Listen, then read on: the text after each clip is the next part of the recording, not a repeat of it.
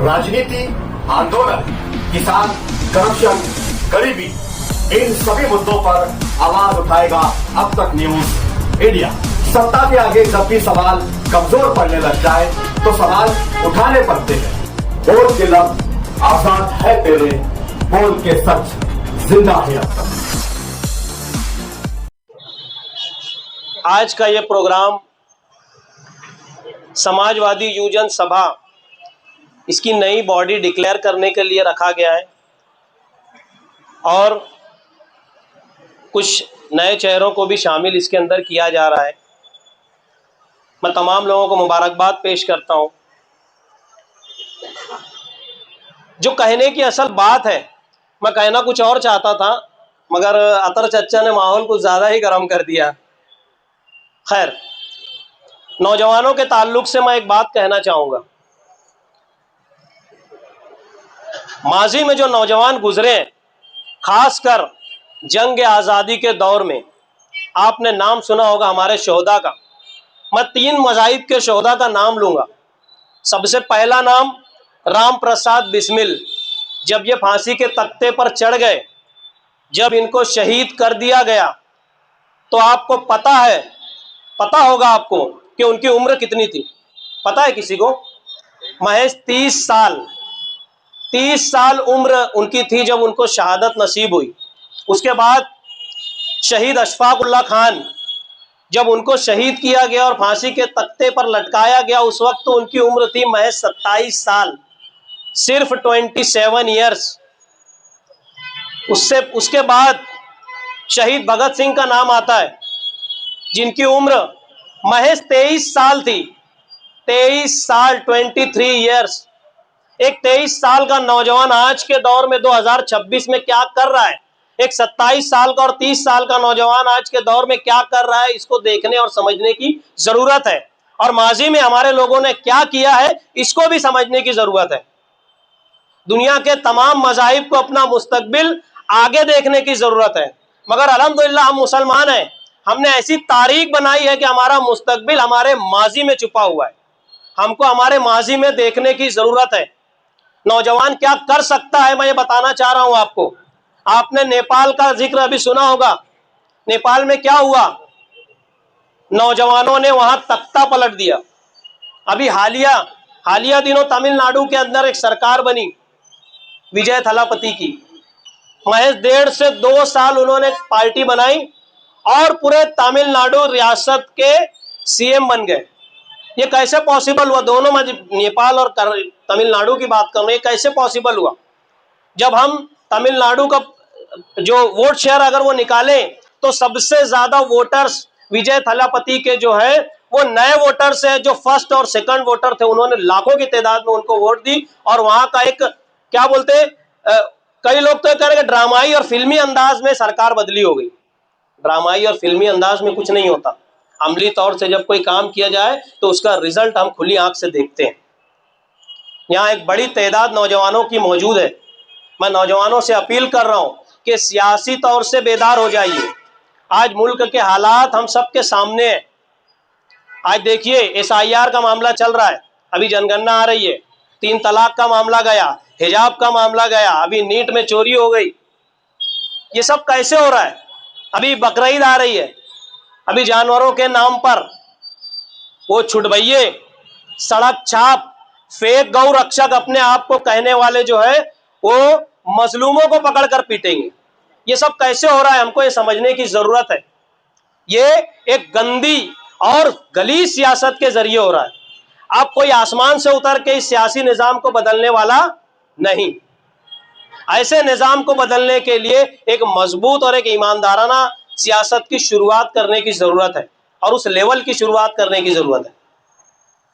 गंदी सियासत को अच्छी सियासत के जरिए ही खत्म किया जा सकता है और मेरा दावा है कि ये अच्छी सियासत आने वाले नौजवान ही कर सकते हैं। जो आज के नौजवान हैं वो कल के लीडर बन सकते हैं, मगर शर्त यह है कि अपनी सियासी बेदारी को, सियासत को बेदार करना होगा अपने अंदर और समझना होगा सियासत किस रूप पर चल रही है।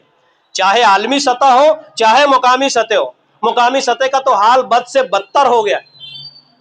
अंधभक्ति नौजवानों के अंदर ऐसी भर गई है। अभी अतर चच्चा ने कहा ना, चूरन, ऐसे अल्फाज का इस्तेमाल किया जाता है। नौजवानों को सिर्फ और सिर्फ 2007 से चूरन ही दिया गया। मालेगांव शहर में हम देख लें नौजवानों के लिए आमदार साहब ने क्या किया। एक काम नौजवानों का बता दीजिए अगर किया है उन्होंने तो। सिर्फ और सिर्फ तेरा मेरा रिश्ता क्या के नारे लगवाए गए और नौजवानों से तालियां बजवाई गई। अभी हालिया दिनों हमने देखा होगा मौसम पुल के ऊपर रामनवमी के जुलूस में मस्जिद के ऊपर तीर कमान का निशाना लगाया गया।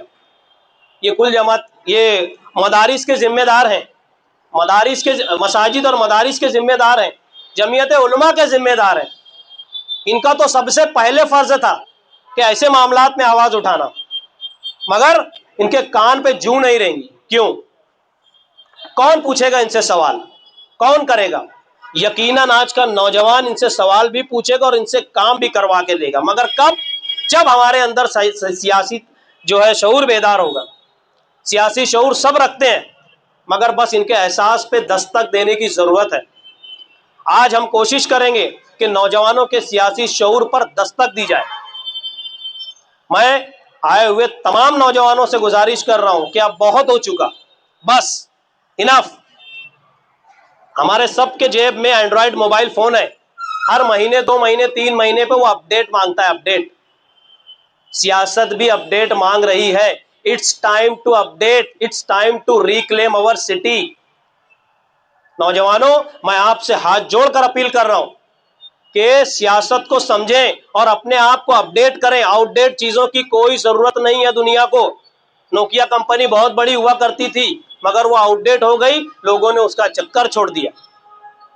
आज आईफोन का जमाना, आईफोन के जरिए, आईफोन के जैसा हमको शहर के अंदर काम करने की जरूरत है। जितने लोग यहाँ बैठे हैं ना, शहर का तख्ता पलटने के लिए इतने काफी है।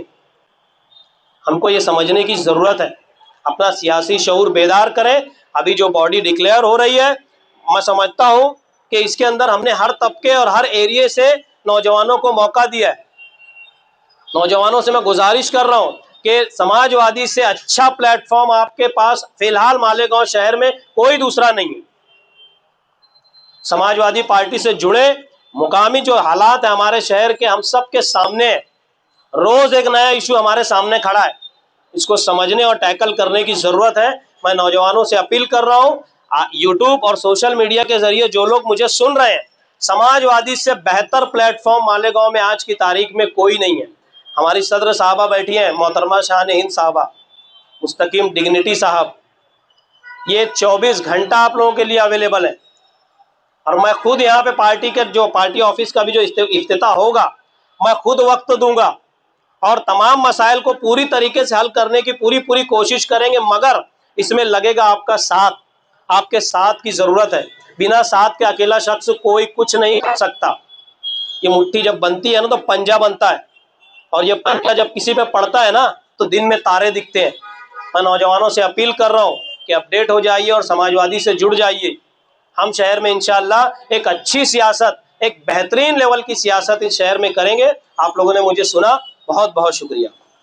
समाजवादी पार्टी के जिम्मेदारान और आप तमाम साथियों, अव्वल तो यह है कि समाजवादी पार्टी के युवा विंग का ऐलान आज होने वाला है। इसका ये मतलब नहीं कि हम लोग बहुत पुराने हो गए, हम लोग सब भी युवा ही हैं।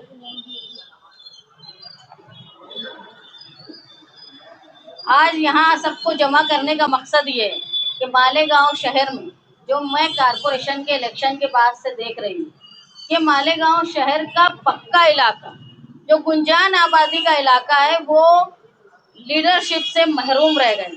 उन्होंने नुमाइंदे ऐसे चुन कर दिए हैं जो इलेक्शन के बाद से नजर नहीं आ रहे। जहां आप ये महसूस करते हैं कि कच्चे इलाके काम के लिए बहुत ज्यादा मोहताज है, वहीं मैं आपको बता रही हूँ जो इलाके से, पक्के इलाकों से लोग आ रहे हैं, वो लोग ये समझ लें कि वो इलाका जो है, भले ही अपने आप कोई कहता हो कि वो अपनी वोट बैंक उनकी बनी हुई है, लेकिन आप देखेंगे इस इलेक्शन में जो आखिरी कारपोरेशन का इलेक्शन हुआ, वहाँ बिना खर्च के तकरीबन 4,000-5,000 वोट तुम्हारी पार्टी और हमारी साथी पार्टी ने मिलकर वोट ली। ये आपके लिए बड़ी खुशी की बात है। और आप ये समझ लो, नौजवानों का हमेशा इस्तेमाल होता है इलेक्शन के वक्त, लेकिन इलेक्शन के बाद नुमाइंदगी से नौजवानों को दूर रख दिया जाएगा। लेकिन अब वक्त ऐसा है कि नौजवानों को आगे आना चाहिए। जब राहिल भाई पार्टी में आए, शामिल हुए, तो उनको एक बात ये बोली कि आप लोग इंतहाई जोशीले लोग, इनकी पूरी टीम को, आप लोग बाशऊर हो, तालीम याफ्ता हो, लेकिन तुमको सही सिमत मिलनी चाहिए। जहाँ तुम मौजूद थे वहाँ बहुत शिद्दत पसंद लोग थे, शिद्दत पसंदी और नौजवान लोग ये मिलकर जो है वो फैसले गलत हो जाते हैं। इसीलिए कहीं ना कहीं ऐसी टीम को साथ मिलकर काम करना पड़ता है जहाँ जोश और होश दोनों साथ में। आज अगर आप देखेंगे, चाहे मालेगांव शहर हो, चाहे पूरा हिंदुस्तान, सबसे पहले अगर कोई निशाना में आ रहा है तो वो है अकलियत का मुसलमान नौजवान। मॉब लीचिंग का मामला होता है तो वहाँ नौजवान होता है, स्टूडेंट पर अगर जुल्म होता है तो वहाँ नौजवान होता है, जिस तरह जानवरों के मामले में अगर मारा पीटा जाता है वहाँ भी मुसलमान नौजवान होता है, अगर किसी तालिबे इल्म पर जुल्म होता है वो भी नौजवान होता है।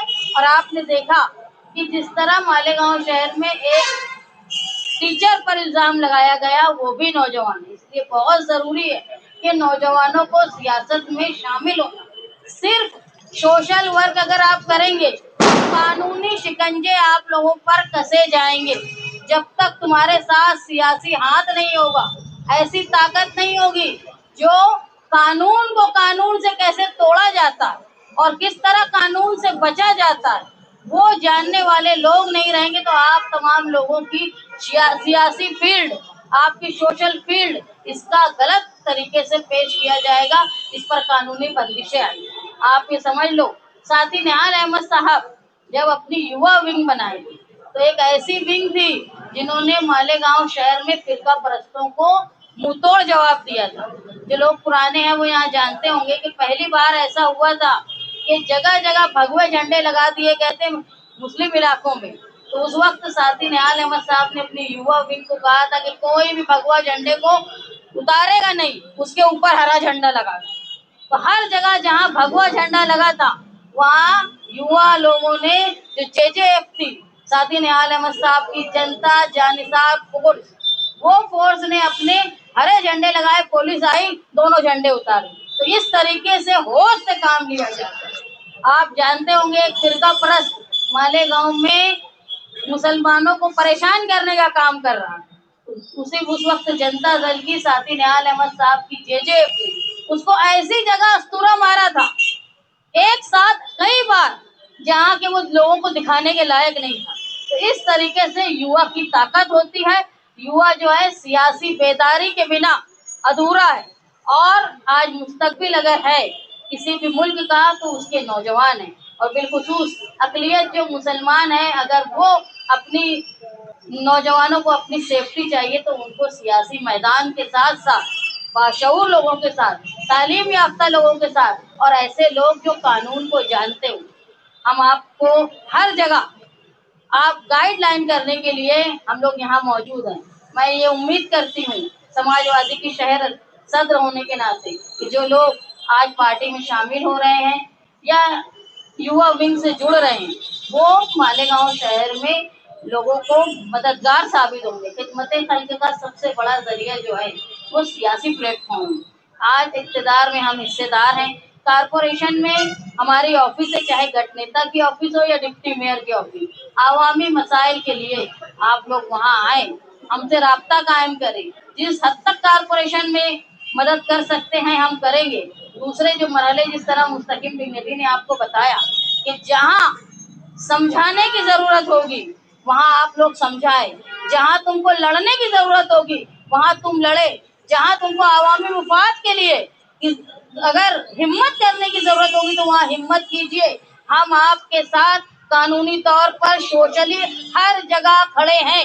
आप अगर आज पार्टी में आ रहे हो तो ये समझ लो कि आप हमारे खानदान का हिस्सा बन रहे हो। अगर घर का एक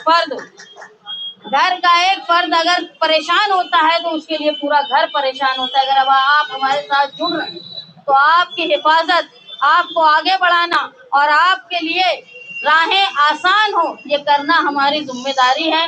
आप लोग आज यहाँ आए, आज आपकी नई शुरुआत हो रही है सियासी रास्ते पर, तो मैं उम्मीद करती हूँ कि आप धीरे धीरे पार्टी को आगे बढ़ाएंगे। 2 महीने में आप नए लोगों को शामिल करें अपने साथ। और जहां आपको हमारे मशवरे की जरूरत हो, आपके ऑफिस इस तरफ है, हम लोग इस तरफ हैं, आप बिल्कुल राब्ता कायम करें। हम लोग हर जगह आप लोगों के साथ हैं। मैं उम्मीद करती हूँ कि मालेगांव शहर में, मालेगांव शहर का नक्शा बदलने में, मालेगांव शहर की तरक्की के लिए, मालेगांव शहर की अक़लियत की हिफाजत के लिए आप लोग सियासी मैदान में आएंगे और इंशाअल्लाह मालेगांव शहर में को तब्दीली की राह पे आप लोग लाएंगे। आप हमारे अब तक न्यूज चैनल को सब्सक्राइब कर बेल आइकन को प्रेस कर दें।